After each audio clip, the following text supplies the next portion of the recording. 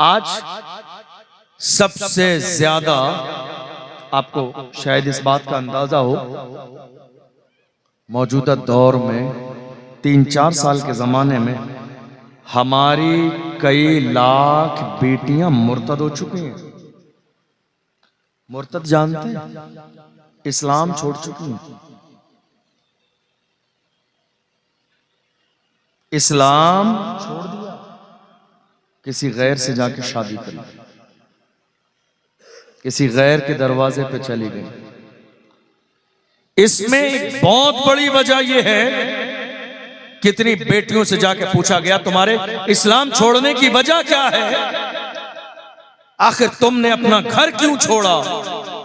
तो कहा मेरी उम्र इंतजार करते करते 40 साल की हो गई, मेरे बाप की गरीबी की वजह से कौम मुस्लिम का कोई जवान मेरे दरवाजे पर रिश्ता लेके नहीं आया। ये हाल है आज हमारे घर का। हमारी बेटियां आज कितने गरीबों की 30 साल 32 साल 35 साल हत्ता के 40 साल की हो गई। जवान किस इंतजार में हमारे किसी मालदार घर में रिश्ता हो जाए, जहां बाइक मिले, 4 व्हीलर मिले। मैं कहता हूं अल्लाह ने मर्द तो तुम्हें बनाया, मर्द तो अल्लाह ने तुम्हें बनाया, हाकिम तो बनाया। ये सामान लाना औरत की जिम्मेदारी नहीं है। इस्लाम में कहीं भी जहेज नहीं है। ये गलत फहमी आज न जाने मेरी कौम के जवानों के जहन में किसने डाल दी, किसने ये सोच डाल दी कि नहीं साहब जहेज मिलेगा, जहेज तुम्हारा हक है। जहेज तुम्हारा हक नहीं, जहेज लड़की का हक है, लाना ये मर्द की जिम्मेदारी। और अरब में आज ऐसे ही होता है। आप कहीं भी चले जाइए, शादी तब होती है जब लड़का जिंदगी गुजारने के सारे सामान लाकर अपने घर पे मुहैया कर लेता है। फिर लड़की वाले देखने आते हैं, जरूरत की सारी चीज मौजूद है, तब जाके निकाह की महफिल होती है। आपको मालूम है हमारी कौम के जवान आज जिना के अड्डे पर क्यों बैठे हुए हैं? अल्लाह के रसूल का एक फरमान, हुजूर ने फरमाया निकाह सस्ता करो ताकि जिना मुश्किल हो जाए, और अगर ऐसा नहीं करोगे तो कौम मुस्लिम में बुराइयां पैदा हो जाएंगी। आज देख लीजिए आपकी निगाहों के सामने क्या हो रहा है। हमने जिना मुश्किल, जिना जो है आसान कर दिया। क्यों? चूंकि हमने निकाह मुश्किल कर दिया। कितनी बेटियां ऐसी हैं आपको मालूम है जिन्होंने जहर खा लिया इस बुनियाद पर कि 40 साल की उम्र तक उनके दरवाजे पर कोई रिश्ता लेके नहीं आया। कितने गरीब बाप ऐसे हैं रक्षा चलाने वाले जिन्होंने रात के अंधेरे में ये सोच करके मेरे दरवाजे पे 4 बेटियां हैं, इतना लंबा जहेज का इंतजाम कैसे करूंगा। कितने गरीब बाप को हार्ट अटैक आ गया और वो दुनिया से रुखसत हो चुके।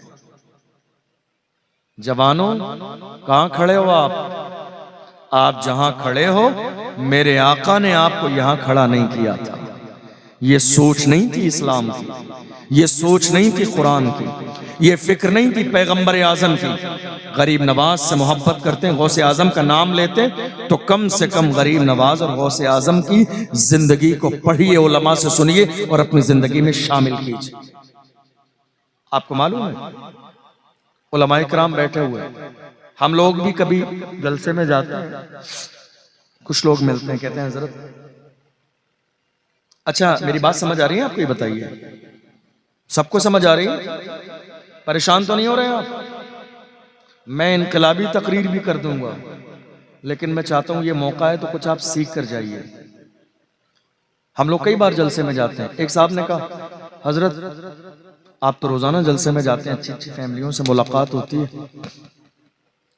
कोई अच्छा रिश्ता बताइएगा हमारे बेटे के लिए।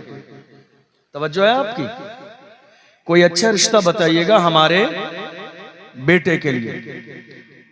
चंद दिन के बाद उन्हें बताया लड़की का बाप नमाजी परहेजगार है और लड़की तहज्जुद गुजार है। बाप नमाजी है, परहेजगार है, लड़की तहज्जुद गुजार है, लिहाजा आप उनके घर रिश्ता भेज दीजिए। मतलब सुनने वाले बंदे ने लड़की तहज्जुद गुजार है, लड़के का बाप नेक परहेजगार है, कोई तवज्जो नहीं दी इस जुमले पे। कारोबार बताइए क्या करता है। है कारोबार बताइए। हम कहा छोटी मोटी सी मोहल्ले में किराने की दुकान है। हजरत कोई अच्छा रिश्ता बताइए। क्या कहा? सब बोलिए। अच्छा रिश्ता। कौम मुस्लिम की ज़हनियत का जनाजा निकल गया। देख लीजिए तहज्जुद गुजार लड़की आज के जमाने में नापैद हो चुकी है हमारे समाज में। कहां है तहज्जुद गुजार? मेरी कौम की माँ और बहनों का हाल यह है, मुश्किल से जुमे की 2 रकात जो है नमाज पढ़ने का मौका मिलता है। 5 वक्त की नमाज हमारे घरों में हमारी माएं बहनें इल्ला माशाअल्लाह तहज्जुद गुजार बेटी बैठी हुई है। कहते नहीं साहब कोई अच्छा रिश्ता बताइए। फिर मुझे आया गुस्सा। मैंने कहा जनाब खुल कर कहिए कोई मालदार रिश्ता बताइए। हाजी समझ में नहीं आया, नमाजी समझ में नहीं आया, तहज्जुद गुजार बेटी समझ में नहीं आई। तुम्हें अंदाजा भी नहीं है अल्लाह के महबूब ने फरमाया दुनिया का सबसे मालदार इंसान वो है जिसे नेक परहेजगार बीवी मिल गई है। और जो शादीशुदा लोग हैं वो इस जुमले को अच्छे अंदाज में पहचानते हैं कि नेक बीवी का मिलना कितनी बड़ी नेमत है। बड़े बड़े दौलतमंद माल वाले जिमींदार जिनको नेक बीवी न मिली डिप्रेशन की गोलियां खा के बिस्तर पे सो रहे हैं। ये नेक बीवी मिलना आपको क्या लगता है छोटी मोटी बात है? नेमत है नेमत। मेरे नबी ने फरमाया खुशनसीब है वो इंसान जिसे नेक परहेजगार औरत मिल गई। कह रहे नहीं साहब कोई अच्छा रिश्ता बताइए। हमने कहा खुल के कहिए मालदार रिश्ता चाहिए। लेकिन एक जुमला हमारे बुजुर्ग भी सुने। कई बुजुर्गों को मैंने देखा बड़ी माजरत के साथ, कई बुजुर्गों को देखा वो कहते हैं हमारे दिल का अरमान है, हमारा इकलौता बेटा है, बस किसी तरह हमें कार मिल जाए। अरे यार खुदा के बंदो शर्म करो शर्म। तुम्हारे दिल का अरमान सिर्फ कार है? तुम्हारे दिल का अरमान ये नहीं है मेरे बेटे को कलमे याद हो जाए? तुम्हारे दिल का अरमान ये नहीं है कि मेरा बेटा 5 वक्त का नमाजी बन जाए? तुम्हारे दिल का अरमान ये नहीं है मेरा बेटा हुजूर के नाम पे मरने और मिटने वाला बन जाए? तुम्हारा ये अरमान नहीं है मेरा बेटा मस्जिद अक्सा की हिफाजत के लिए खड़ा हो जाए? तुम्हारा अरमान ये नहीं है मेरा बेटा मुहाफिज नामूस रिसालत बन जाए? तुम्हारा अरमान ये नहीं है जब हुजूर की इज्जत की बात आए तो लखीमपुर के चौराहे पर मेरी जवान बेटा खड़े होकर ऐलान करे कि मोहम्मद से वफा तूने तो हम तेरे हैं, ये जहां चीज है क्या लाहो कलम तेरे।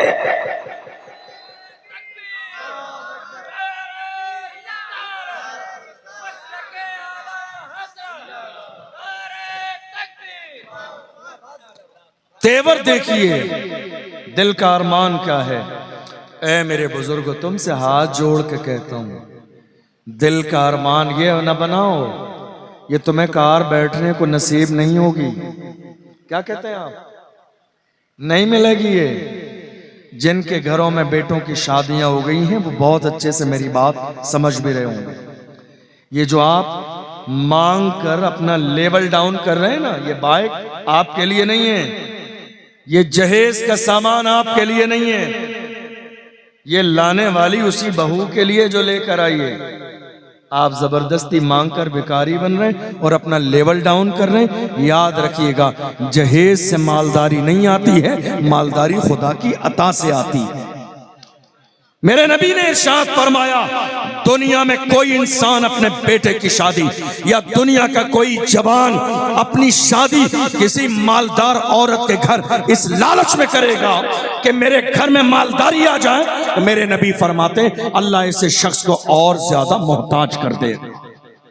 हदीस है, हदीस है। चूंकि तुमने तमन्ना वहां रखी जो खुद मोहताज है। तुमने तमन्ना अल्लाह से लगानी थी। तुमने मांगना तो परवरदिगार से था। देने वाली जात तो मेरे रब की है, वो देने पे आता है। तो खुद अल्लाह कुरान में कहता है इन्नल्लाह यर्ज़ुक़ु मन यशाअ बिग़ैरि हिसाब। जब वो देने पे आता है वो इतना देता है, इतना देता है, वो हिसाब नहीं लगाता है। देने पे आता है इतना देता है, इतना देता है कि बंदे खुदा की बारगाह में सजदा करके कहते हैं, ऐ मेरे मौला, दामन फैलाना मेरा काम था, मेरे खाली दामन को भरना तेरी रहमत का काम है।